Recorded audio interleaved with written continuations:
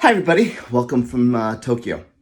My name is Tony Andriotis. I am a partner with the US-based law firm of Quinn Emanuel, and Sullivan, specializing in ADR, specifically arbitration. I also dabble in cross-border litigation and international regulatory law. I've been kindly asked by my friends over at the Bali International Arbitration Mediation Center to convey some of the knowledge I've been privy to in my pretty long career in the law. Specifically, they asked if I could give over a few key points and maybe tell a story about something that I feel affected my career in a positive way that you may be able to all learn from. First, let me just cover some key points. I think, especially as a junior lawyer, it's important that one be a very good communicator.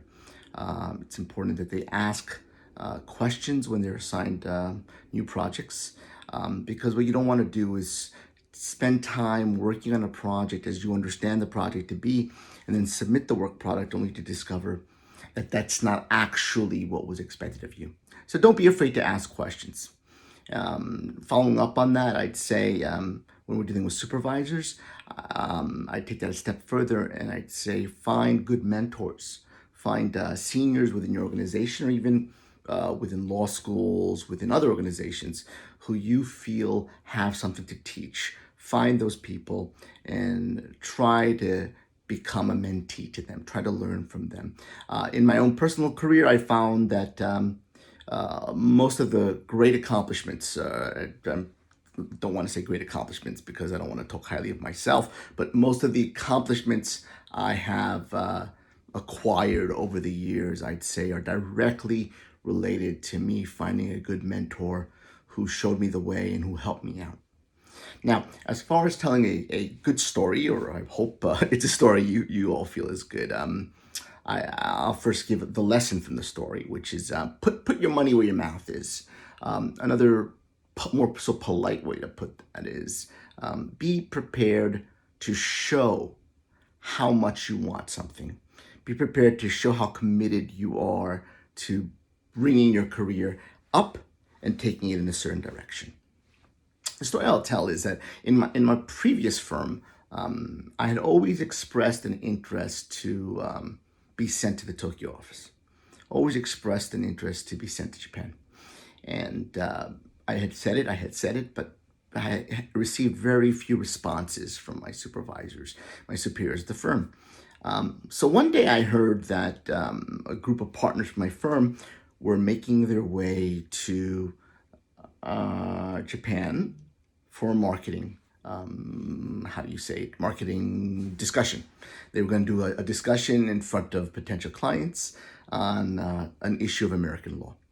And I approached the organizers and I said, I would like very much to participate, to assist in any way I can. And they said, sure. And then I said, do you think I could go to Japan as well? And they said, no, we don't have the budget for it. So I began helping them out, doing some research, putting some slides for PowerPoints together for them. And after a while, I thought to myself and I said, okay, Tony, this is an opportunity for you to show them how committed you are. So I approached my supervisors and I said, look, what if I paid my airfare and I paid my hotel? Could I then go to Japan and assist you on the ground? Look at me and they said, really, Tony, you're willing to pay for your airfare and your hotel? I said, yes, absolutely. And they said, okay. I said, the only condition I had, and I was negotiating here, was that it wouldn't be vacation time, that I could bill the time to marketing. They said, that's fine.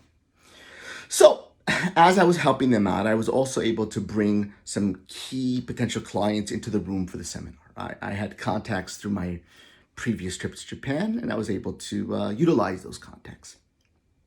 So the event goes on. I help organize some dinners as well with potential clients.